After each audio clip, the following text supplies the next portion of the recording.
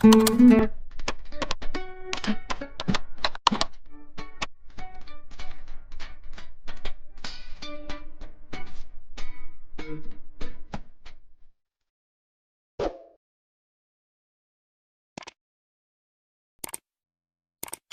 Dizon, totoo bang may engagement announcement mamaya? Sunod-sunod ang camera flashes pagkahinto ng itim na luxury car sa harap ng Valencia Grand Hotel. Nagliliwanag ang buong ballroom sa likod ng glass entrance, crystal chandeliers, imported white roses, at mga taong sanay na bumili ng kapangyarihan gamit ang pera at apelido. At ngayong gabi, iisa lang ang gustong pag-usapan ng lahat.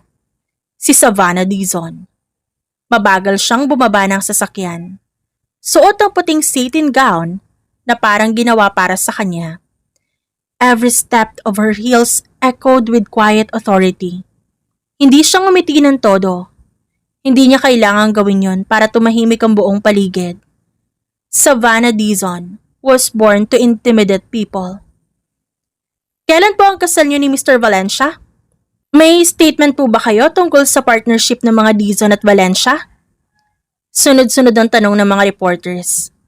Ngunit tulad na nakasanayan nila, isang maliit at kontroladong ngiti lang ang sinagot ni Savannah bago tuluyang pumasok sa ballroom.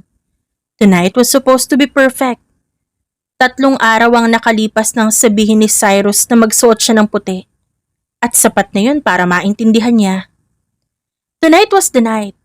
Sa wakas, ia-anunsyo na rin sa publiko ang relasyon nila. 3 taon. 3 taon niyang pinilit na intindihin ng lalaking halos hindi marunong magmahal ng malambing. 3 years of convincing herself that emotional distance was normal. Na okay lang, na trabaho palagi ang inuuna. Na okay lang, na bihira siyang hawakan. Na okay lang, na pakiramdam niya mag-isa siya kahit may karelasyon. Because Cyrus Valencia was never aggressive. Impressive. Pero ngayong gabi, gusto niyang maniwala na magiging iba ang lahat. Dahan-dahang naglakad si Savannah sa gitna ng ballroom. Habang pinagmamasta ng kanyang paligid, then she stopped. Wala si Cyrus. Normally, nasa entrance na ito para salubungin siya. Kaya bahagyang kumunot ang kanyang noo. Hindi niya alam kung bakit. Pero may mabigat na pakiramdam na unti-unting bumabalot sa kanyang dibdib. Miss Dizon, maingat na sabi ng hotel staff na lumapit sa kanya. Nasa private lounge po si Mr. Valencia sa 2nd floor. Tumango lang siya dito. Tahimik ang 2nd floor kumpara sa ballroom. Mahinang tugtog lamang mula sa ibaba ang maririnig habang naglalakad siya sa mahabang hallway. Pagdating niya sa private lounge, napahinto siya. May narinig siyang tawa ng isang babae. Mahina at malandi.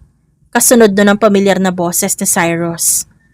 Nanlamig ang kanyang sikmura. Bahagyang nakabukas ang pinto. Dahilan para bumagsak ang mundo niya. Nakahawak si Cyrus sa bewang ng isang babae. Habang mariin itong hinahalikan. Parang biglang nawala ang lahat ng ingay sa paligid. Tanging hagik-gigan lamang ng 2 tao ang naririnig niya. Hindi siya agad nakagalaw. Hindi niya agad alam ang gagawin. Nahihirapan siyang huminga. Nanlalamig ang buo niyang katawan habang nakatitig sa lalaking 3 taon niyang minahal. The woman laughed softly against Cyrus' lips. At doon tuluyang nabasag ang natitirang pasensya ni Savannah. Malakas niyang tinulak ang pinto. Napaatras agad ang babae dahil sa gulat. Habang mabilis na humiwalay si Cyrus. Savannah? Shut up! Just shut up, tangina! She couldn't even stay composed anymore. Parang mababaliw siya kahit anong oras. Nakakapanindig balahibo. Ngunit bago pa makapagsalita si Cyrus, sunod-sunod na camera flashes ang biglang sumabog sa hallway. Mga reporters at napatigil silang lahat. Mukhang may nakasunod na media sa 2nd floor. Matapos mapansin ang pag-akyat ni Savannah. Ngunit paano? This is a private space. At ngayon, nahuli nila mismo ang iskandalo. Oh my God! Muntik nang mapatili ang babaeng kasama ni Cyrus. Sir, are you cheating on Miss Dizon? Miss Dizon, may statement po ba kayo?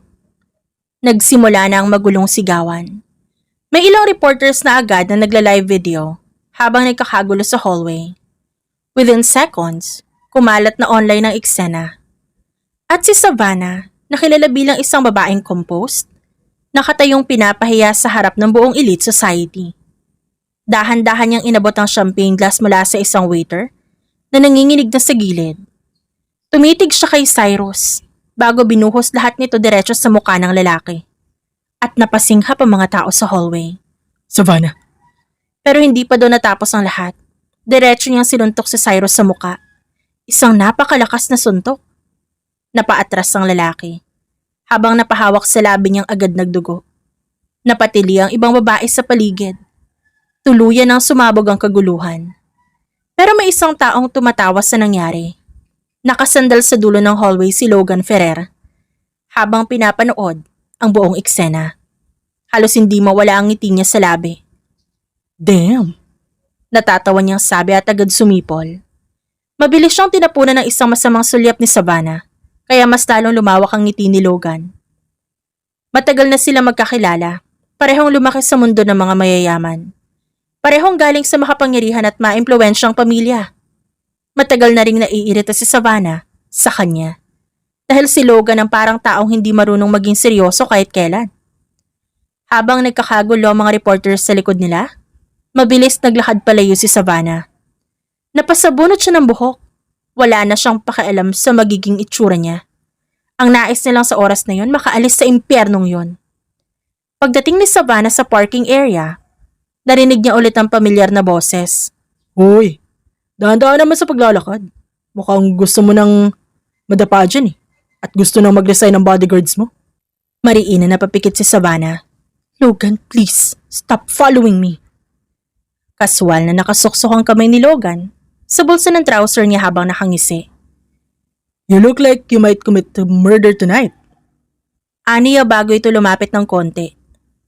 Sinisiguro ko lang na tama ang magiging biktima mo. Sa ibang pagkakataon baka sinigawan na siya ni Savannah. Pero ngayon pagod na pagod ito. Pinigilan ni Savannah ang sarili na mag-react sa inis. Nanlalamig pa rin siya sa galit at kahihiyan. Pero ang lalaking ito nakangiti pa rin. You think this is funny? Ha? Bahagyang natahimik si Logan. Unti-unting nawala ang biro sa mga mata niya habang pinagmamasta ng babae. Doon lang niya napansin na namumula ang gilid ng mata ni Savannah. Pero kahit ganon hindi ito umiyak. Hindi kailanman umiiyak si Savannah Dizon sa harap ng ibang tao. Mahinang napabuntong hininga si Logan bago itong umiti ulit. Mas mahinahon na ngayon. Hindi. Pero mukha kasing walang balak magpahinga hanggat wala ka nasasaktan. Lumapit si Logan ng bahagya kay Savannah. Tanong lang, gusto mo bang tulungan kitang sirain ang buhay niya? Halos buong gabi hindi nakatulog si Savannah. Pagdating niya sa kondo matapos ng iskandalo sa hotel, agad niyang pinatay ang cellphone matapos ang sunod-sunod na pagpasok ng notifications. Mensahe mula sa mga reporters, friends pretending to be concerned, business partners asking questions politely disguised as sympathy. At higit sa lahat, ang videos. Nasa buong internet na ang buong eksena. Paano ba kasi sila nakaakyat doon? Inis na bulong niya sa sarili. By morning, alam na yun ang buong bansa. Tahimik na nakaupo si Savannah sa dining area habang nakatitig sa tablet na hawak niya. Headline after headline. Dizon heiress humiliated at Valencia Gala. Power couple no more? Savannah Dizon, assaulted business tycoon during scandal. Mariin siyang napapikit. Nakaramdam siya ng matinding pagod. Hindi siya sanay na magkamali. Sa mundong kinalakihan niya, one mistake could destroy an empire. At ngayong gabi, pakiramdam niya siya mismo ang pinakamalaki niyang pagkakamali. Bukod sa nasasaktan siya, galit na galit din siya. Biglang tumunog ang kanyang phone. Saglit siyang natahimik bago sinagot ang tawag. Dad? At least tell me, hindi totoo lahat ng nasa internet. Malamig na bungad ng ama niya.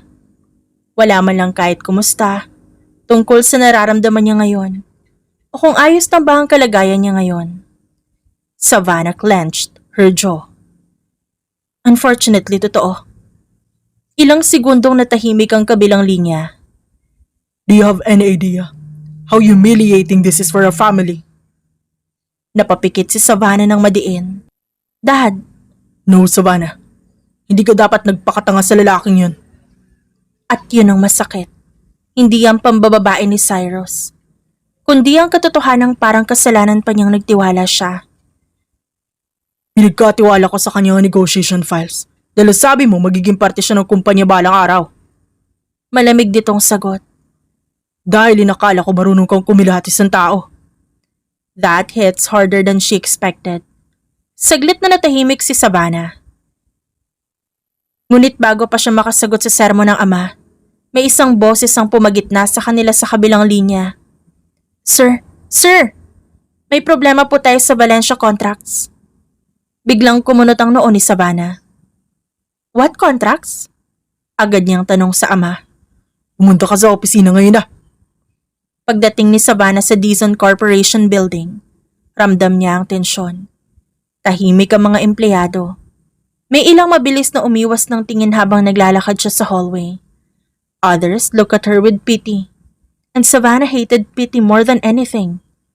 Pagpasok niya sa executive conference room, agad niya nakita ang mga dokumentong nakakalat sa mesa. Her father looked furious. 2 board members ang kasama nito roon. Parehong seryoso ang mga muka. Explain this. Malamig na sabi ng ama niya, habang inihagis ang isang folder sa harapan niya. Mabilis niya yung binuksan. Unti-unting nanlamig ang katawan niya habang binabasa ang laman. Several contracts had been altered. Funds redirected. Fake authorizations. Millions were missing. At nakapangalan sa approval line ay ang buong pangalan niya, Savannah Dizon. What the hell is this? Those are your contracts Cyrus processed under your supervision. Sagot ng isa sa mga board members. Nanlaki ang mga mata ni Savannah. Imposible. Chinek niya lahat yon. Hindi ko pinirmahan to. Digital authorization mo ang gamit. Doon siya nanigas. Biglang bumalik sa isip niya ang ilang beses na hinihiram ni Cyrus ang tablet niya noon. The passwords, the access codes. Everything started making sense slowly. Hindi lang siya niloko. Ginamit din siya nito. At ngayon, nahihirapan na siya. Now, damay na ang pangalan ng kumpanya. Malamig na dagdag ng kanyang ama. Savannah looked up sharply. You think kasabwat ako? Sa tingin mo ba, may pakialam ang media kung kasabwat ka o hindi? Tumahimik siya because her father was right. Public image was everything in their world. And right now, she looked stupid, humiliated, and a weakling. Mabagal na tumayo ang ama niya. For now, suspended ka muna sa mga major negotiations. Parang may malamig na bagay na sumaksak sa kanyang dibdib. You're pulling me out of the company? I'm protecting the company. No, you're protecting the family name. Malamig niyang sagot habang tumatayo rin. Naging awkward ang hangin sa loob ng conference room. Pagkatapos ay sinabi ng kanyang ama ang mga salitang pinakaayaw niyang marinig. You trusted the wrong man. Now everyone pays for it. Halos wasakin ni Savannah ang glass door ng opisina niya sa lakas ng kanyang pagbukas. Galit na galit siya. Sa sarili niya, kay Cyrus, sa buong mundo na tila hinihintay siyang bumagsak. Ngunit pagpasok niya bigla siyang napahinto. May tao sa loob na kaswal na nakaupo sa sofa. Nakaangat ang paa sa center table habang kumakain ng popcorn mula sa mamahalin niyang snack cabinet. Si Logan Ferrer. Naniningkit agad ang mga mata ni Savannah. What are you doing here? Hindi man lang siya nilingon ni Logan habang umunguya. Good morning din sa'yo. Logan! Relax. Ang mahal pala ng snacks mo, no? Lasang kayamanan. Mariing binagsak ni Savannah ang folder sa mesa. How did you even get in here? Sinabi ko sa sekretary mo na future husband mo ko. Halos maputol ang natitirang pasensya ni Savannah sa sinabi nito. You know what? I'm going to kill you! Ngumisi si Logan habang kumukuha ng popcorn. See? Sabi ko na nga ba, homicidal ka today. Naglakad si Savannah palapit sa kanya bago inagaw ang popcorn sa kamay nito. Get out! Sa wakas seryoso rin siyang tinignan ni Logan. Bahagyang nawala ang biro sa mukha nito nang makita na maayos na itsura niya. Mukhang hindi natulog si Savannah. Bahagyang burado ang makeup sa ilalim ng mata niya at halatang ilang oras na siyang galit at pagod at pilit na nagpapakatatag. Logan sighed softly before he leaned forward. Okay, how bad is it? Tahimik si Savannah sa loob ng ilang segundo bago mapait na natawa. Do I really have to answer? Just tell me. Putol ni Logan sa kanya. Huminga siya ng malalim bago sinagot ang tanong ng lalaki. He used my access to manipulate company contracts. Bahagyang kumunot ang noon ni Logan. Millions ang nawawala. Dagdag niya pa, habang pilit pinakakalma ang sarili. Naaalala niya na naman ang kagaguhang ginawa ng lalaking yun sa kanya. And apparently kasalanan ko. Dahil nagtiwala ako. Tahimik siyang pinanood ni Logan bago kaswal na inayos ang manggas ng suit nito. Let me help you ruin him. Agad na umiling si Savannah. No. Savannah, I said no. Ayaw niya ng tulong. Mas lalong ayaw niya ng awa. At higit sa lahat, ayaw niyang makita ng kahit sino kung gaano siya naapektuhan. Ngumisi si Logan. Too bad. Kinuha nito ang cellphone mula sa bulsa bago marahang nilapag sa mesa. Tumambad sa screen ng larawan ni Cyrus kasama ang dalawang lalaking kilalang konektado sa black market operations. Mukhang kuha lang yun kagabi. Dahan-dahang umangat ang tingin ni Savannah. Logan was already smirking. I already started. Nakatitig lang si Savannah sa larawan ni Cyrus. Unti-unting nanginig ang kamay niya sa galit. Where did you get this? Kaswal na sumandal si Logan sa sofa. Private investigation. Hindi ka detective. Correct? Hindi bagay maging detective ang gwapong tulad ko. Mariing napapikit si Savannah. Logan. Okay, fine. Bahagyang naging seryoso ang tono nito. My family's been tracking weapon shipments for months. Naningkit ang mga mata ni Savannah. The Ferrers own shipping ports. Exactly. Napansin namin na may mga containers na dumadaan gamit ang fake business permits. Walang record, walang inspeksyon. And Cyrus is involved. Tumangon si Logan. Not directly, pero may connection siya sa mga tao nagpapatakbo nun. Tahimik si Savannah habang pinoproseso ang lahat. Biglang parang lumiit ang problema niya. Hindi lang ito tungkol sa cheating scandal. May mas malala pa pala. You're telling me na ginamit niya ang kumpanya namin para sa illegal operations? Possibly. Napabuntong hininga siya habang hinahaplos ang sentido. Everything suddenly made sense. The stolen funds, the altered contracts, the secret meetings, and the missing documents. Hindi lang pala pera ang habol ni Cyrus sa kanya, kundi kapangyarihan.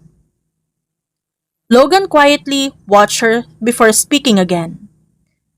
Kailangan ko na access mo. Agad na patingin si Savannah sa kanya. What? Politicians trust your family. Business elites talk around you. You can enter rooms na hindi ko basta mapasok. And what makes you think na tutulungan kita? Because you want revenge. Natahimik si Savannah sa sinabi ng lalaki. Unfortunately, tama ito. Kinabukasan, nasa private penthouse meeting room ng Ferrer Tower si Savannah. Ayaw man niya aminin pero wala siyang ibang choice. If Cyrus was truly involved in something this dangerous, kailangan niya ng impormasyon. At si Logan lang ang may access sa underground side ng mundong ito. Malawak ang floor-to-ceiling window ng penthouse office. Habang nakaupo sila sa magkabilang dulo ng mesa, Logan looked annoyingly relaxed. Si Savannah naman, parang gustong manakal. Before we start, may rules tayo. Yeah, exactly. I want a rule as well. Logan raised a brow. Wow, Partnership rules. Ganun talaga to kaseryoso, no? Strictly business, no? Okay. No emotional attachment. Aray naman. And of course, no interference sa personal life ng isa't isa. And of course, no interference sa personal life ng isa't isa. Logan nodded dramatically. Understood, boss. Tumayo si Savannah. Good. Pagkatapos ng sinabi rin ni Logan ang kanya, pero hindi naman ganun kabigat. By the way, kumain ka na ba? Napahinto si Savannah bago dahan-dahang lumingon sa lalaki. What? Halos pabulong na tanong niya. Ngumiti si Logan habang tinuturo ang breakfast sa mesa. You skipped breakfast yesterday too.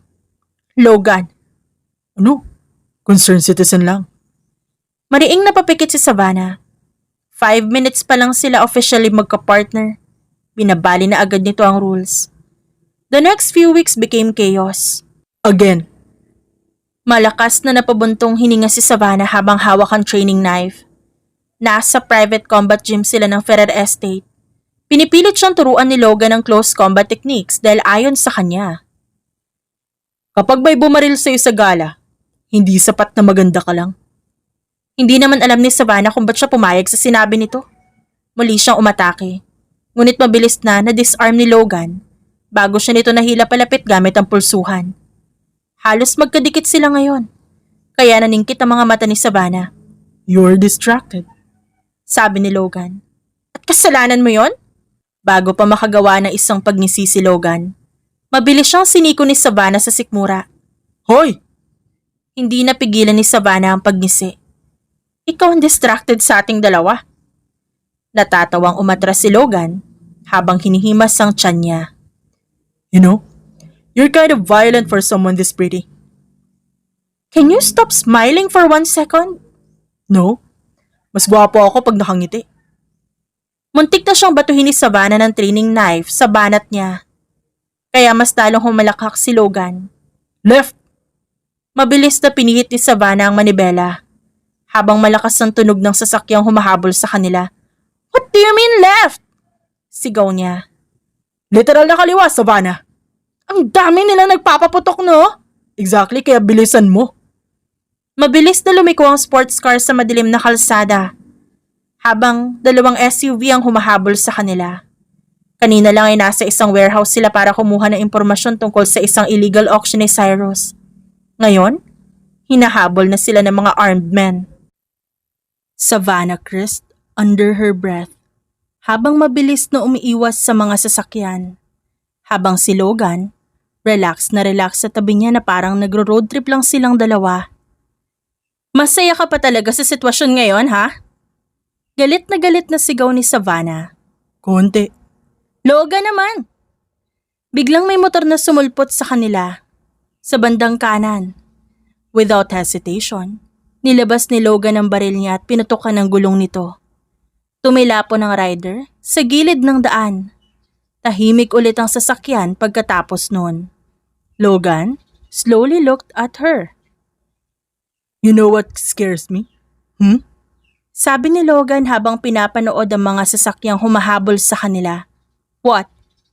Bahagya siyang umisi. The fact na hindi ka man lang nanginginig. Halos mawalan siya ng kontrol sa manibela. I swear to God! Natatawa siyang sumandal sa upuan. Oh, I'm definitely keeping you. Halos araw-araw, magkasama sina Savannah at Logan. Habang tumatagal, mas lalo nilang nakikita ang totoong galaw at mapanganib ang pangalan ni Cyrus Valencia. At sa bawat pagtuklas nila sa mga ginagawa ng lalaking yun, lalong nagiging komplikado ang partnership nila. Isang gabi, pareho silang naka-formal wear habang nasa isang elite auction event. Nakatago sa ilalim ng mamahaling ballroom, ang tunay na bentahan ng illegal weapons. Savannah adjusted her diamond earrings while watching the surroundings. Why are you staring? Tanong ni Savannah kay Logan na nakatitig sa kanya mula pa kanina. Can't help it. Focus! I am focused.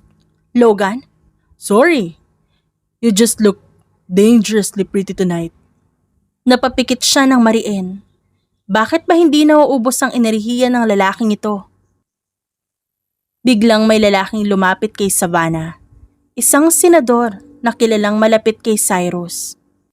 Agad naman siyang umiti ng peke. Miss Dizon, I heard about the unfortunate incident. Savannah smiled coldly. And I heard about your mistress. Muntik nang mabulunan si Logan sa iniinom niya sa gilid. Parehong hindi inaasahan ng senador ang sagot. Tahimik itong umatras matapos noon. Logan leaned closer to her. You're scary. Good. I'm attracted to scary people. Tiningnan siya ni Savannah na parang gusto siya nitong patayin. Hindi alam ni Savannah kung paano niya natiis ang lalaking ito ng ilang linggo. At hindi niya alam kung totoo ba o hindi ang panlalandi nito sa kanya. Do you know what people are saying about me now? Wala sa sariling bigkas ni Savannah habang nililibot ang paningin sa paligid. Ang ibang mga bisita ay sumusulyap sa kanyang direksyon. Siya naman ang pinagpiestahan sa usapan ng mga ito. They think I'm stupid. The great Savannah Dizon. Niloko, ginamit at pinagpalit. And the worst part? I let him. You know what your problem is? Agad na palingon si Savannah kay Logan na magsalita ito. Excuse me? Tumingin si Logan ng diretso sa kanya at sa unang pagkakataon wala yung halong biro. You think being hurt makes you weak. Walang nasabi si Savannah. You hate the fact na nasaktan ka, kaya galit ka sa sarili mo, which is wrong. Parang may biglang bumara sa lalamunan niya because no one had ever said it like that before. People like Cyrus survive because they make strong people feel stupid for trusting. Pero hindi ka bobohan na magmahal ng totoo, Savannah. Naramdaman ni Savannah na unti-unting namumuo ang init sa gilid ng kanyang mga mata, kaya mabilis siyang umiwas ng tingin. Ayaw niyang makita yon ng mga tao, lalong-lalo na si Logan. Natawa naman ang lalaki. Relax. Sabi nito, mas lalo itong tumabi sa kanya na halos magkadikit na ang kanilang mga braso. Ito ang paraan ni Logan para mas mapanatag si Savannah kahit papano. Andito naman ako para takpan ka kung iiyak ka. Hindi ako iiyak. Okay.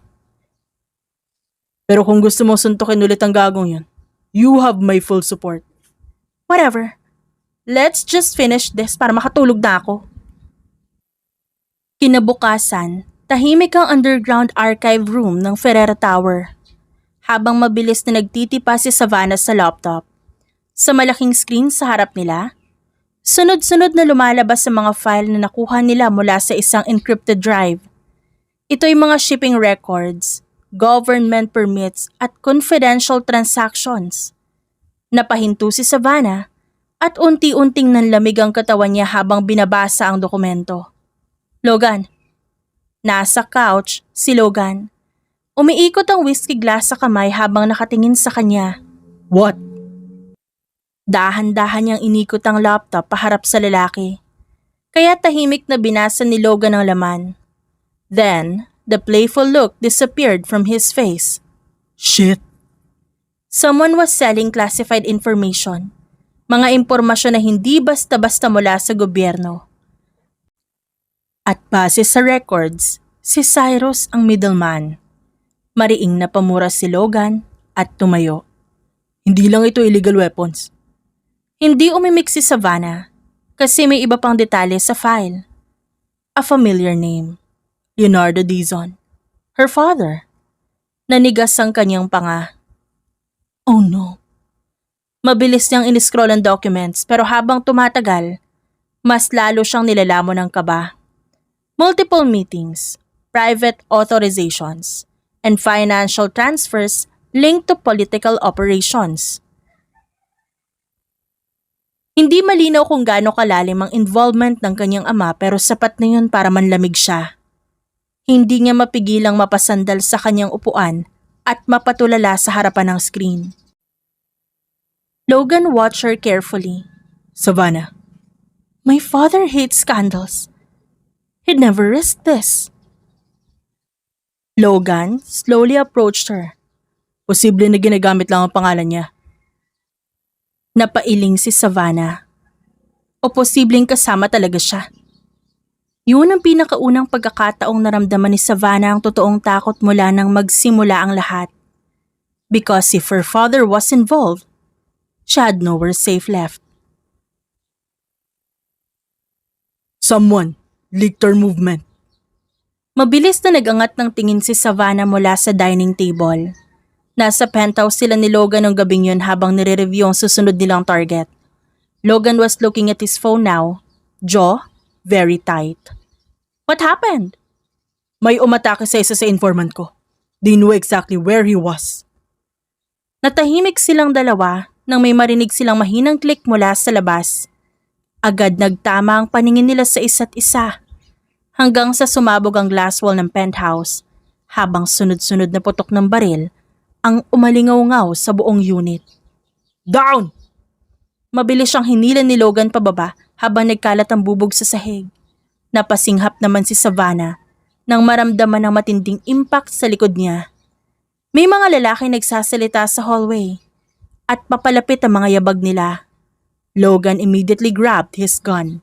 Napamura pa ito. Mabilis silang gumapang palayo habang patuloy ang putukan sa kabilang bahagi ng penthouse. Nakapasok sila. Napahawak siya sa pulso ni Savannah habang mabilis silang gumalaw sa madilim na hallway. 3 armadong lalaki ang naririnig nilang naghahanap sa kanila. Napahinto silang dalawa dahil may paparating. Mabilis na hinila ni Logan si Savannah. May kinapas sa likod ng isang painting hanggang sa narinig nilang may nag-click doon at bumukas. Isang malaking storage space na kasya lamang ang 1 o 2 tao. Napasinghap si Savannah nang madiin siyang napasandal sa pader. There was barely enough room. Logan had no choice but to move directly in front of her, chest against chest. Halos wala ng espasyo sa pagitan nila. Agad naningkit ang mga mata ni Savannah. Why do you have this space behind the painting? And pwede ba? Move? Pwede? Inis na sabi ng dalaga bago tinurn on ang flashlight ng kanyang cellphone. Try mong gumalaw kung gusto mong mabaril. Maririnig mula sa labas ang palakas ng yabag ng mga lalaki. Napahigpit ang hawak ni Logan sa baril niya habang bahagyang yumuyuko para matakpan siya. Dahil sa sobrang sikip na espasyo, halos maramdaman ni Savannah ang bawat paghinga ng lalaki. Mainit, masyadong malapit. Agad niyang tinulak ang palad sa dibdib ni Logan para pigilan itong mas mapadikit pa. Wala nang magagawa ang pagpigil niya dahil malaking tao ang binata. She could even feel the rapid pounding of Logan's heartbeat beneath her hand.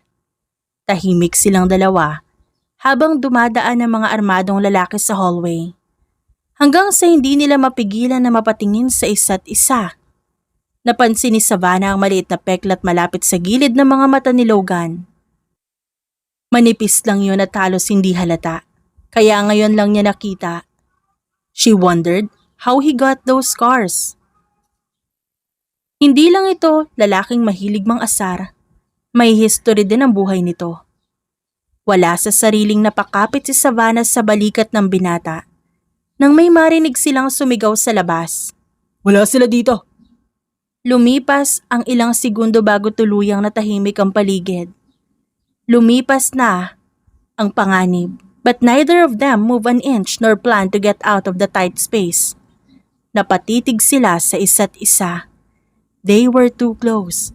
Damn, too close. Mabilis na nagpanik si Savannah nang mapagtanto ang posisyon nila. Agad niyang binuksan ang pintuan at lumabas. Owning an entire penthouse and still having a terrain hiding spaces is stupid. Nanginginig ang boses na saad niya. Napakorap si Logan. What? You heard me? Kasalanan ko ba maliit yun? In fact, that hiding spot is supposed to be for me only. Kasalanan mo naman talaga eh. Inis na sabi ni Savannah. Sinulyapan niya ang paligid at nagbabaka sakaling hindi pa pala nakaalis na naghahanap sa kanila. Wow! Usal ni Logan sa likod Shut up! Inayos ni Logan ang kanyang nagusot na damit habang pilit na ibinabalik ang sarili sa dati. Hindi niya rin alam kung ano nangyayari sa kanyang sarili. At least buhay tayo. Umirap si Savannah bago naglakad papuntang living room. You were crushing my lungs? That's dramatic. You literally pinned me against the wall. Kasi, baka po may mga taong gustong pumatay sa atin, di ba? You're still annoying? Natawa na lamang si Logan at hindi na nagsalita pa. Panibagong araw na hindi niya na naman magawang matalo si Savannah sa kanilang asaran. Palihim na kinurot ni Logan ang sarili niya nang maalala kung gaano kalapit ang mukha nila kanina. Kung gaano kabilis ang tibok ng puso niya sa ilalim ng palad ni Savannah. Kung gaano kainit ang paghinga ng babae at tumatama pa yon sa liig niya. At yun ang mas delikado kesa sa mga tao may mga baril kanina. Logan. Nasa underground parking sila habang mabilis na naghahanda para umalis sa penthouse. Napagdesisyonan ni Logan na bumili ng bago matutuluyan na may mas maayos na security. Ngayon, lilipat na siya doon. Logan was loading bullets into another magazine when he glanced at her. This scar near your eye. Napahinto si Logan sa ginagawa at bahagyang tumaas ang kilay niya. Napansin mo? Your face is literally an inch away from me. Ngumisi naman si Logan. Bar fight when I was 19. Sounds stupid. It was. Sagot ng lalaki bago tinignan si Savannah. You touched my chest very aggressively. Oh my God! Ayan ka na naman eh. What? Naalala ko lang. Can we just focus? I was focused. Ikaw to nakatitig. Nabalot ng tawa ni Logan ang loob ng kotse. Dahil successful ang pang-aasar niya kay Savannah. Sa sandaling yon, hindi agad sila umalis. Tahimik ang parking area habang nakaparada ang sasakyan sa isang sulok. Matapos ang nangyari sa penthouse ni Logan, dapat ay abala sila sa pag-aanalisa ng sitwasyon at pagtuklas kung sino ang mga yon. Pero ito silang dalawa, parehong hindi gumagalaw sa kotse. Nakatitig lang si Savannah sa windshield habang nakahalukip-kip. Si Logan naman ay kaswal na nakasandal sa driver's seat. Pareho silang tahimik. Nagtataka tuloy si Savannah sa biglaang pananahimik ng lalaki. Dahil sa tuwing tahimik ang isang Logan Ferrer, ibig sabihin ay may iniisip ito. Napakurap si Logan nang maramdaman ng malalim at ang kuryosong titig ni Savannah. What? What are you thinking? You. Napaismid ang dalaga dahil bumalik na naman sa dati ang binata. Can you stop flirting or joking with me kahit sandali lang? Nagkibit balikat si Logan at tumingin sa malayo. Actually, I can. Kaso tinatamad ako. Napabuntong hininga na lamang si Savannah. Hindi talaga nabubuhay si Logan Ferrer nang hindi nang aasar. Ngunit unti-unti ring nawala ang iritasyon ni Savannah nang mapansin ang bahagyang pasa sa gilid ng panga nito. Hindi niya agad yun napansin. Mukhang nakuha ang gasgas na yun kanina habang nagmamadali silang magtago. Nasugatan ka. Concerned ka? I am not. Sinasabi ko lang nasugatan ka. Nang hindi sumagot ang babae, natawa ng mahina si Logan. So I was right. Sasagutin na sana ni Savannah si Logan nang mapansin na may kakaiba sa aura ng lalaki. Sa unang pagkakataon simula na magkakilala sila. Nakikitaan niya ang lalaki ng pagod. Hindi yung tipong puyat, kundi ay isang taong ilang araw nang walang pahinga. Isang taong ilang araw nang may dalang problema ng mag-isa. Unti-unting kumunot ang noo ni Savannah. May tinatago ka ba sa Ferrer? Hindi nakatakas sa paningin ni Savannah, matigilan si Logan sa tanong niya. Sapat na yung kasagutan sa mismong tinanong niya dito. Anong tinatago mo? Imbis na sagutin, sinimulan nitong paandarin ang kotse. Kinabukasan 6:00 pa lang ng umaga nang dumating si Savannah at napagkasunduan nila ni Logan na doon na lang sila magtagpo sa lugar na yon. Nadata niya ito nakatayo sa harap ng isang malaking digital board habang may kausap sa telepono. Hindi siya nito napansin sa sobrang seryoso ng usapan. No, hindi niya kailangan malaman. Nanlamig ang katawan ni Savannah at hindi niya alam kung bakit. Ngunit may kung anong masamang pakiramdam ang bumalot sa dibdib niya. Isang parehong pakiramdam noon bago niya masaksihan ang ginawa ni Cyrus sa kanya. Hindi pa. Kapag sigurado na ako. Pahabol nitong sabi bago pinatay ang tawag. Nang lumingon ito, saglit itong nanigas na makita siyang nakatayo sa may pintuan. Oh, good morning. Kanina ka pa dyan? Kaswal nitong bati sa kanya. Anong hindi ko dapat malaman? Ha? Bahagyang naningkit ang mata nito. Ano? Narinig kita, Ferrer. Logan, anong tinatago mo? Napabuntong hininga ang lalaki. Pagkatapos binaba ang tingin, dahilan para doon magsimulang matakot si Savannah. Kalahating oras sa makalipas nandoon pa rin sila sa loob. Nasa pagitan nila ang isang makapal at mabigat na folder. At pakiramdam ni Savannah, ang folder ang sisira sa natitira niyang katahimikan. Dati ko pa to nakita. Di ko lang sinabi. Why? Wala siyang sagot na nakuha kaya inulit niya ang tanong ng mas mariin. Dahil alam ko masasaktan ka. At kailan pa naging trabaho mo magdesisyon kung anong kaya kong harapin? Nang mabwisit si Savannah sa katahimikan na binigay ni Logan, padabog niyang binuksan ang folder. Agad siyang nanlamig. Mga larawan, dokumento, financial records, at marami pang iba na lahat ay konektado sa isang pangalan. Leonardo Dizon, her father. Parang biglang nawala ng hangin ng paligid. Hindi siya makahinga at makapag-isip. Hindi niya alam kung ilang minuto siyang nakatitig lamang sa mga papeles. Hanggang sa unti-unti siyang napailing. Hindi ito totoo para sa kanya. Hindi pwedeng maging totoo yon. Hindi ang ama niya, hindi ang taong buong buhay niyang hinahangaan. Savannah, How long? How long have you known? listen to me. You know. You knew. Because I wasn't sure. That's not your decision to make. Because you weren't ready. At yun ang maling sinabi ni Logan. Dahil kung may kung anong tuluyang nabasag sa loob ni Savannah. Hindi siya handa. Talaga? Matapos ang lahat ng pinagdaanan niya? Pagkatapos ng lahat ng ginawa niya, pagkatapos ng lahat ng beses na muntik siyang mamatay, hindi siya handa? I'm leaving. Savannah! Hindi niya napinansin ang lalaki at mabilis na umalis ng lugar. 2 linggo silang hindi nag-usap. Walang tawag at mensahe tungkol sa kanilang naudlot na plano na paghihiganti kay Cyrus. Wala nang pangaasar mula kay Logan at yun ang problema. Dahil ngayon napapansin ni Savannah kung gaano kalaking parte ng araw niya ang nasanay na kasama si Logan. Ngayon niya lang napapansin kung gaano katahimik ang lugar. Kung gaano niya namimiss ang nakakairit ang boses nito. At mas lalong ikinagalit niya ang bagay na yon. Isang gabi, mag-isa siyang nakaupo sa balcony ng kanyang kondo. Nasa harap niya lahat ng dokumentong binigay ni Logan noon. Paulit-ulit niyang binasa hanggang sa may isang detalye siyang napansin. Isang pirma, authorization at isang petsa. Hindi to pirma ni Dad. Gulat na usal niya sa ere. Someone copied it. Someone intentionally framed her father. Nanlaki ang mata niya at mabilis na tumayo. Hindi siya pinagkanulo ni Logan. Pinrotektahan siya ng lalaki dahil hindi pa naman kumpirmado ang lahat. At ang ginawa niya, pinagtulakan niya ang lalaki palayo. Hindi pinansin ni Savannah na mag-aalas 2 na ng umaga, mabilis siyang pumunta sa bagong penthouse ni Logan.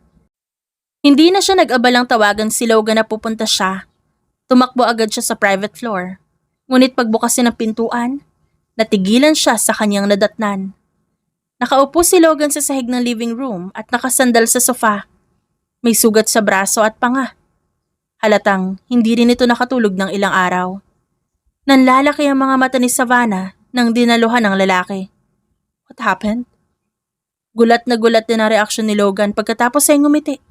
You missed me? Sa unang pagkakataon, hindi na kinaya ni Savannah ang bigat ng lahat. Ang galit, takot, pagod at pangungulila, lahat. Mabilis niyang hinila ang kwelyo ni Logan. Akala ni Logan sasampalin siya ng babae. Pero higit pa ron ang kanyang inaasahan. Mahigpit siyang niyakap ni Savannah. Isang napakahigpit at mainit na yakap. Nanigas si Logan. Dahan-dahan din niyang niyakap pabalik si Savannah at mariing napapikit. Parehong ayaw nilang pakawalan ng isa't isa. I found a forgery. I know. Why didn't you tell me? Dahil kapag mali ako, ikaw ang unang masasaktan. Doon na tuluyang bumigay ang babae. Hindi niya alam kung anong susunod. Kung paano nila haharapin ang mas malaking laban. O kung gaano pa kalala ang katotohanang naghihintay sa kanila. Pero isang bagay lang ang sigurado niya. Hindi pa tapos ang giyera at paghihiganti niya. Pero ngayon ayaw niya nang lumaban ng mag-isa. Kasalukuyan silang nasa loob ng opisina ni Savannah. Matapos ang nangyaring pagpasok sa dating penthouse ni Logan, parang mas lalo lang gumulo ang lahat. Nakalatag sa table niya ang lahat ng impormasyong nakalap nila sa nakalipas na 2 buwan. Sa gitna ng lahat ng yon, isang muka ang paulit-ulit na lumalabas. Eduardo Dizon, ang kapatid ng kanyang ama.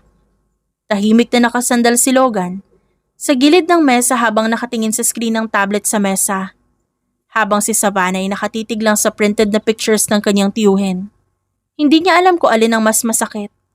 Ang malamang niloko siya ni Cyrus o malaman na ang sariling kapatid ng kanyang ama ang kasabwat sa likod ng lahat. Talk to me. You're doing that again. Anong thing? Your scary silence. Pabirong umirap si Logan, kaya hindi makapaniwalang napasinghap si Savannah. Dahil nagagaya ng lalaki ang ugali niya. Ewan ko sa'yo. Hindi awkward ang katahimikan sa pagitan nila dahil nasanay na sila sa presensya ng isa't isa.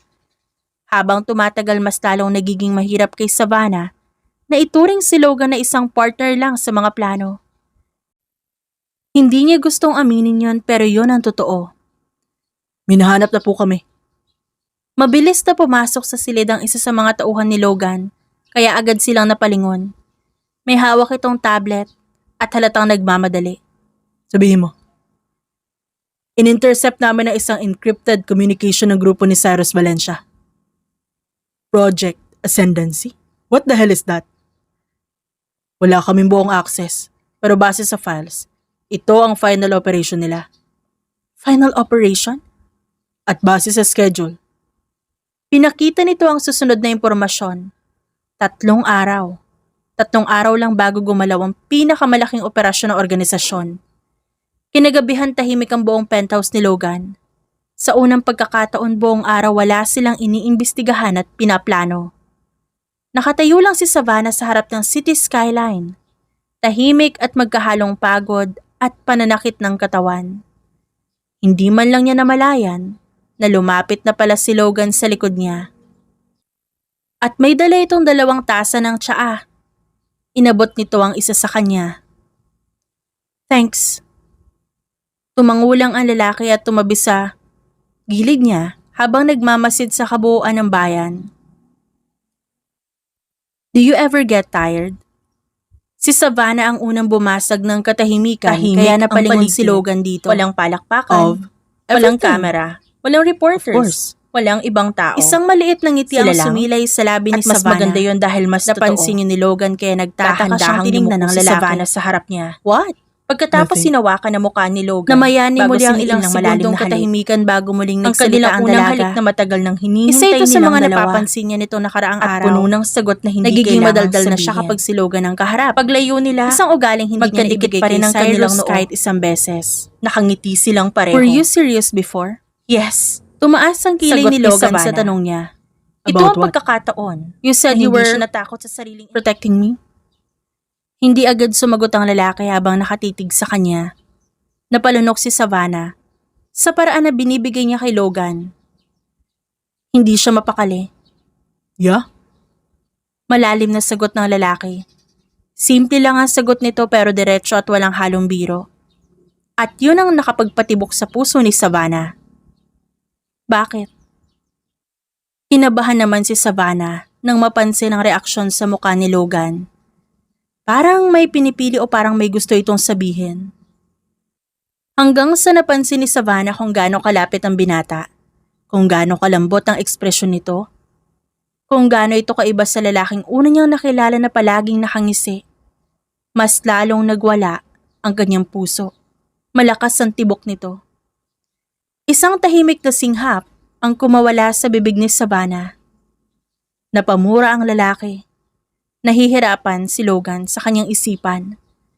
Pinipigilan niya ang sarili dahil ayaw niyang pangunahan si Savannah dahil gusto niyang maangkin ang labi nito.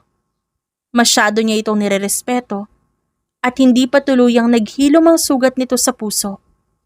Biglang tumunog ang cellphone ni Logan, kaya pareho silang agad na paatras. Hindi nila magawang tingnan ang isa't isa. Ang kanilang mga itsura ay parang nahuli silang may ginagawang bawal. Mariing napamura si Logan bago kinuha ang cellphone para sagutin ang tawag. What? Logan? Hinayaan niya muna ito na ilang segundo hanggang sa pinatay nito ang hawak na cellphone. What happened? They found Marco. Nanlamig ang dugo ni Savannah. Si Marco ang kanilang informant. Ang tanging taong may direktang access sa inner circle ni Cyrus. What do you mean they found him? No way! They killed him? Yes, pinatay siya. Pagdating nila sa isang abandonadong apartment building, agad silang sinalubong ng pulisya. Dinala silang dalawa sa nakahandusay at wala ng buhay na katawan ni Marco. Napahigpit ang kamao niya sa matinding galit, hanggang sa naramdaman niya ang pagbalot ng sariling kamay ni Logan sa kamao niya. Stop looking. Tatalikod na sana si Savannah nang makuha ng kanyang pansin ang isang bagay. May iniwang mensahe ang mga ito at nakasulat sa dingding gamit ang pulang likido. Bukod sa sariling dugo ni Marco ang ginamit ng mga ito, mas nakakapanlumo ang nakasulat sa dingding. You're next. Hindi ito pananakot, kundi deklarasyon ng gera. Pagbalik nila ng sasakyan, halos hindi na makapagsalita si Savannah. Masyadong maraming nangyari at masyadong mabilis. Hanggang sa biglang nagsalita si Logan. Listen carefully. They're moving already. And we're running out of time. Anong plano mo? Mabagal niyang tinignan si Logan at hindi niya nagustuhan na nakita niya. Alam niyang ba yung binabalak ito at isang bagay na hindi niya sinasang-ayunan. Logan, I found the location. The final shipment. Warehouse 17. ang lugar kung saan magsisimula ang huling operasyon ng grupo at ang lugar kung saan naghihintay si Cyrus at ang tunay na mastermind. Iuwi kita sa penthouse. Doon ka muna. Mas safe ka doon. What the hell? Hindi ako uuwi. Sasama ako sa'yo. Hindi pwede. Delikado. I don't care, Ferrer. Savannah. Logan? Fine. Hindi naman natatakot si Savannah sa kung anong mangyayari. She knew how to handle herself. Hindi siya nagtraining para lang sa wala. Tahimik ang loob ng sasakyan habang mabilis na tinatahak nila ang madilim na kalsada papuntang Pier District. Mula sa passenger seat nakatanaw lang siya sa bintana. Ilang linggo nilang hinahanap ang Warehouse 17. Ilang linggo silang muntik ng mapatay.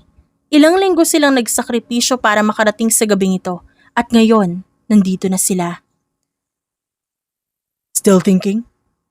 Bahagya siyang napalingon kay Logan na nakatutok pa rin ang mata sa daan.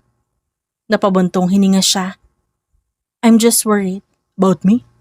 About the mission. Sinungaling ka, Miss Dizon. Agad na siniko ni Savannah ang braso ng lalaki. Just focus.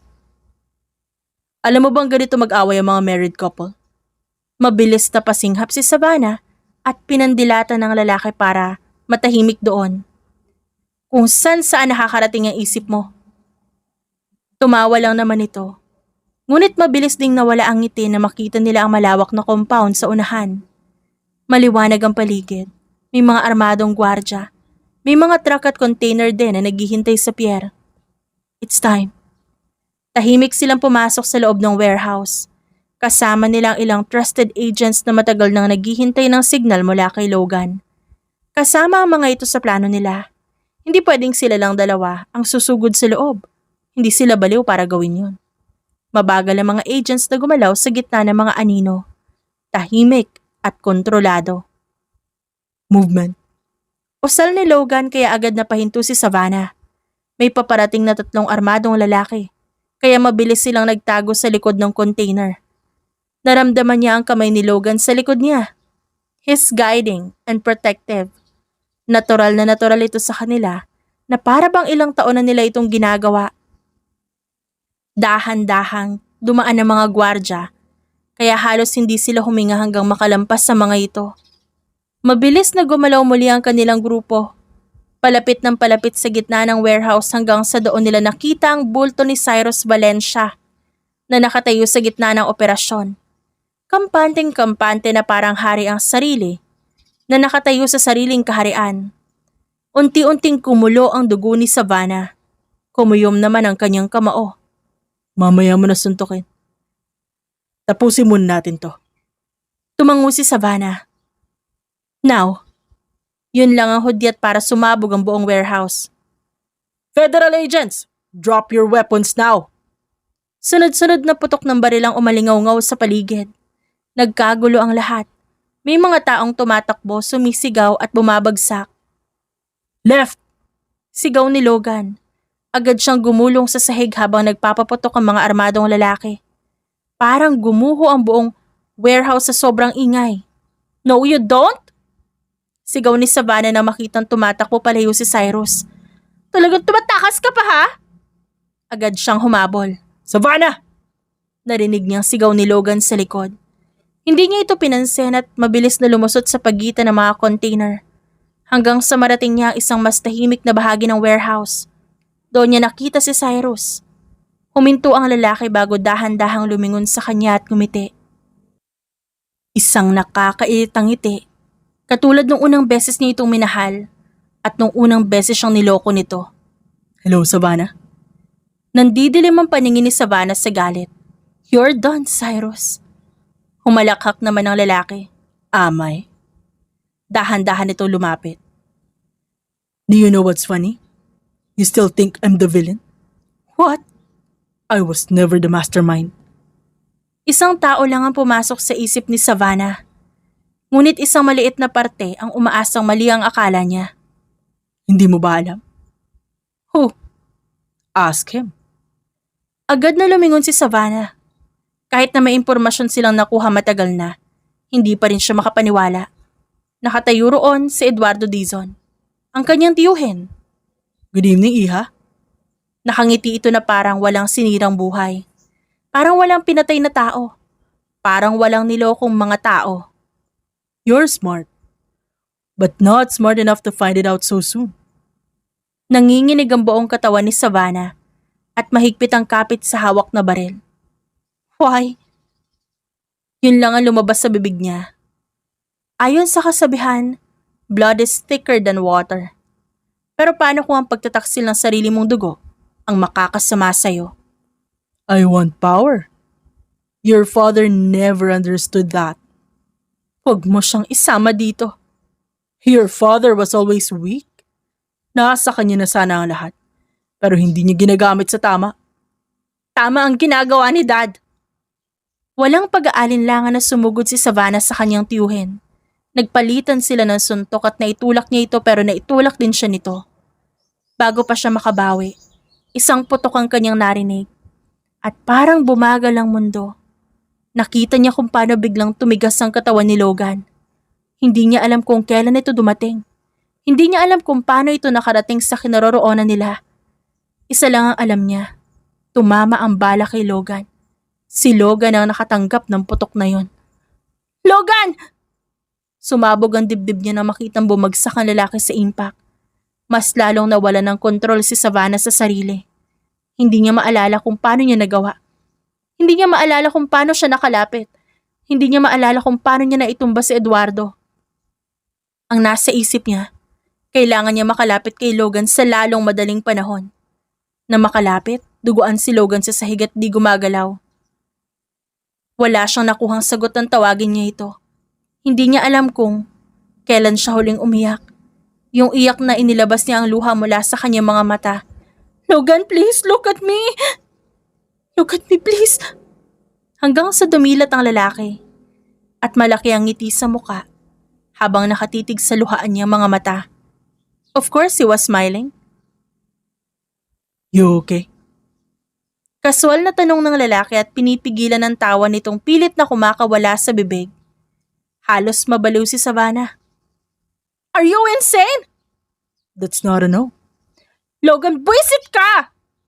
Mas lalong napaiyak si Savannah sa frustrasyon. Kaya nawala ang ngiti ni Logan. Unang beses niya nakitang umiyak si Savannah at siya pa ang dahilan nito. Hindi ito umiyak nung pinagtaksilan siya ni Cyrus o sa pagtataksil ng kadugo nito. Ngunit ngayon umiiyak ito dahil sa kanya. Hey, don't cry.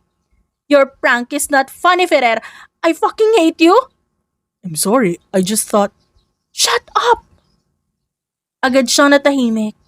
Maingat niyang itinabi ang ilang hibla ng buhok na dumidikit sa basang mukha ni Savannah. Para bang natatakot siyang masira ito kung gagalaw siya ng mali. You're still bossy, Shut up! Ngumiti si Logan. but pretty. Napatawa si Savannah sa gitna ng pag-iyak. For a moment walang nagsalita. Tanging tunog lang ng mahihinang hikbi niya at mabilis na tibok ng puso ni Logan ang naroon. Matagal niya yung tinakbuhan. Matagal niyang pinagkait sa kanyang sarili. Pero pagod na siyang magpanggap. I love you, Ferrer. Nanigas si Logan. Parang nakalimutan niyang huminga. Dahan-dahan siyang napatingin kay Savannah. What? Don't make me say it twice. Too late, gusto ko marinig ulit. Agad niya itong hinampas sa braso. Logan naman eh. Aray ko ah, Kapal na mukha mo. pero mahal mo. Napailing si Savannah habang natatawa at umiiyak ng sabay. Then for the first time naging seryoso si Logan. Dahan-dahan niyang hinawakan ang magkabilang pisngi nito at tinitigan ng dalaga na para bang ito lang ang tao sa buong mundo. Savannah, I think I fell in love with you the moment you punched Cyrus in front of half of Manila. Seriously? Very romantic moment for me. At doon lang tuluyang umiti si Logan. The kind of smile na wala ng halong biro. Wala ng pagtatago. Pero matagal na kita mahal, bago pa ang lahat ng gulong ito. Tanga. Tanga pero mahal mo. You're annoying. And still annoying. Napailing siya bago tuluyang yumakap dito. Ngunit habang nakayakap si Savannah kay Logan, may napansin siya. Unti-unting humina ang yakap nito. Mukhang nawawalan nito ng lakas. Logan? Doon niya nakita na mas lumalaki ang mancha ng dugo sa gilid ng damit nito. Logan, okay ka lang ba? Ang dramatic mo talaga. Logan! Doon lang bahagyang natauhan ng lalaki. Ngunit nakita niyang namumutla na ito. Mukha itong pagod na pagod. Agad na puno ng takot ang dibdib ni Savannah. Hindi. Hindi ngayon. Hindi pagkatapos ng lahat. Agad siyang tumawag ng medic. Agad nagsimulang tumakbo ang mga agents papunta sa kanila. Ngunit wala nang pakialam si Savannah. Mahigpit niyang hinawakan ang mukha ni Logan. Stay awake! Stay awake, please! Napaiyak na naman siya. I swear to God, Ferrer, kapag namatay ka! Mamimiss mo ako agad. Halos masakal niya ito sa galit. Ngunit sa pagkakataong yon, sumunod si Logan. Dahan-dahan itong pinikit ang mga mata at tuluyang nawala ng malay. 2 oras matapos ang paglusob nila sa warehouse, nakaposas na si Cyrus Valencia. May tama pa ito sa balikat na kagagawan ni Logan. Kasama nito ang natitirang miyembro ng sindikato, lalo na si Eduardo Dizon. Nabunyag ang lahat. Ang katotohanang si Cyrus Valencia, isa lamang sakim na aso na nagbenta ng kahit sino para sa kapangyarihan. Ngunit hindi pa tapos si Savannah. Hindi pa sapat sa kanya ang pagkaka-aresto ni Cyrus. Nasa holding room si Cyrus nang buksan niya ang pinto. Agad ngumisi ang lalaki nang makita siya. Hindi man lang ito mahikitaan ng pagsisisi. Hello, baby? Kahit nandidiri si Savannah sa tinawag nito, hindi siya nagpakita ng emosyon. Tahimik siyang lumapit. Walang emosyon sa muka kahit galit. At yun ang unang beses na kinabahan si Cyrus. Nakakatakot ang isang kalmadong Savannah Dizon. Alam mo, sa lahat ng taong niloko ko, ikaw ang pinaka. Hindi niya nagawang tapusin ang sasabihin nang bigla siyang sinuntok ni Savannah diretso sa panga. Bumagsak si Cyrus sa sahig. Tumama ang muka sa semento. Hindi pa nakontento si Savannah at galit na hinablot ang buhok ni Cyrus at hinampas ang muka ng lalaki sa sahig. Sa ubod ng lakas na paraan, Lumabas ang maraming dugo sa ilong, ulo at labi nito. Nanlaki ang mata ng mga nagbabantay sa labas na makapasok, ngunit walang pumigil kay Savannah. Marahil dahil gusto rin nila ang ginagawa nito. Mabagal na tumayo si Cyrus at nagingit-ngit. Crazy bitch. Hindi pa man siya tuluyang nakakatayo. Isang suntok na naman ang natanggap niya kay Savannah. Mas malakas, mas masakit. Tumilapon ang ulo nito sa gilid, kaya napasinghap siya sa sakit. Lumapit si Savannah nang hindi magawang makatayo ni Cyrus at inangat ang ulo nito. This one is for stealing from my company. Another one is for using my name. Isa pa ang tumamang suntok. This one is for every person you killed. At isa pang muling suntok. This one is for making me think I wasn't enough. At ang pinakamalakas na suntok. At ito para sa ginawa mo kay Logan. Hindi nagawang makadilat ni Cyrus na wala na ito ng malay. Tahimik ang buong silid at tanging hingal ni Savannah ang maririnig. Ngunit pakiramdam niya, malaking tanikala ang tuluyang naputol sa kanyang dibdib. Pagkatapos ng ilang segundo tumalikod na siya. Hindi na siya muling lumingon dahil hindi na mahalaga si Cyrus Valencia. 3 araw ang lumipas, sa wakas nagising na si Logan. Dahan-dahan niyang minulat ang mga mata. Nang makita si Savannah natutulog, napangiti siya agad. Agad nagmulat ng mata si Savannah at na makitang gising na ang binata, mabilis siyang napatayo. Logan! Aray. Sorry. Aray ulit. At bago pa makapagbiro si Logan, niyakap na siya ni Savannah. Masaya siya na buhay pa rin ang lalaki. You miss me? A little. Sinungaling. Just shut up. 6 na buwan ang lumipas. Naaayon ang nangyayari sa gusto ni Savannah. Tahimik na ang lahat. Nalinis na rin ang pangalan ng pamilya nila. Sa unang pagkakataon, wala nang kailangang habulin si Savannah. Wala nang kailangang iligtas. Wala nang kailangang paghigantihan. Nasa terrace siya ng bagong penthouse ni Logan nung gabing yon. Tahimik ang lungsod sa ibaba. Malamig ang hangin. At sa wakas may pagkakataon na silang huminga ulit. Nakasandal si Savannah sa railing habang umiinom ng wine. Samantalang si Logan ay klingi na nakayapos sa likod niya. Ngunit may napapansin si Savannah sa kinikilos nito. Tahimik lang ang lalaki. Are you thinking too much? You're unusually quiet. Trying something new. Baka hiwalayan mo ako dahil naiingayan ka na sa akin. Don't. It doesn't suit you. Tumawa ang lalaki. At yun ang isa sa mga bagay na pinakamamahal niya dito. Hindi kailanman nawawala ang kasiyahan nito. Kaya kahit siya nahahawa na rin dito. Kahit gaano kagulo ang buhay. At sobrang hirap ng laban. Nandyan si Logan para pagaanin ang buhay niya. Biglang humiwalay si Logan at umatras ng ilang pulgada. Come here. Kumunot ang noon ni Savannah at nagtatakang lumingon sa lalaki. Why? Just come here. Paglapit niya, may inilabas si Logan mula sa bulsa ng jacket nito. Isang maliit na kahon, kaya agad siyang natigilan. Logan. Mas lalong naramdaman ni Logan ang kaba. Yun ang unang beses na nakita ni Savannah si Logan Ferrer na tila hindi alam ang sasabihin. Wow! Usal ni Savannah habang nakatingin sa kahon ng singsing. Napahawak si Logan sa kanyang batok. This is harder than getting shot. Wait, nawawala yung speech ko. May speech ka? Meron, 3 araw kong pinag-isipan. 3 days? Quiet please. Alam mo, kala ko noon, kaya kita mahal dahil matapang ka. Pero hindi pala. Mahal kita dahil ikaw yung unang tao nagparamdam sa akin na pwede akong tumigil sa pagiging malakas paminsan-minsan. Mahal kita dahil kahit ilang beses mo akong pinapalayas, bumabalik pa rin ako. Unfortunately. Natawa sila pareho, ngunit mabilis ding bumalik ang katahimikan. Dahan-dahang binuksan ni Logan ang kahon. Simple lang ang singsing pero napaka-elegante. That night. Which one? Yung gabing nahuli kitang umiiyak sa ginawa ni Cyrus. Kung may nagsabi sa akin na balang araw magiging ikaw ang tahanan ko, hindi ako maniniwala. Oh no.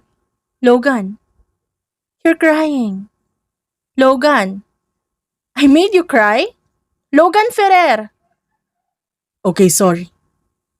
Napatawa siya sa gitna ng pagluha. Same old Logan. Same idiot. The same man she fell in love with. Lumuhod si Logan. Hindi para magpakitang tao. Hindi para may makakita. Kundi dahil gusto niya itong gawin ng tama. Sa pagkakataong ito, sa babae na pipiliin niya araw-araw. Savannah Dizon, hindi man perpekto ang buhay. At di ko alam kung makakaya kong gawing perpekto yun para sa'yo. Pero ipinapangako ko na hindi mo na kailangan lumaban mag-isa. Will you marry me? Tahimik ang paligid. Walang palakpakan, walang kamera, walang reporters, walang ibang tao. Sila lang, at mas maganda yon dahil mas totoo. Dahan-dahang yumuko si Savannah sa harap niya. Pagkatapos sinawakan ang mukha ni Logan bago siniil ng malalim na halik. Ang kanilang unang halik na matagal nang hinihintay nilang dalawa. At puno ng sagot na hindi kailangang sabihin. Paglayo nila, magkadikit pa rin ang kanilang noo.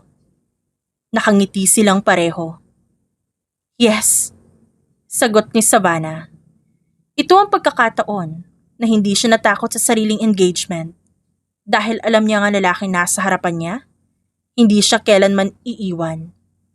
Hindi isang lalaking tulad ni Cyrus, kundi ay isang si Logan Ferrer. Ang lalaking pinili niyang mahalin at ang lalaking paulit-ulit niyang pipiliin. The end. At dyan nagtatapos ang kwento natin ngayong araw. Maraming salamat po sa pananatili dito. Maaari niyo po suportahan ang channel sa pamamagitan ng pag-like, subscribe, and comment po sa ibaba. Maraming salamat po. See you again!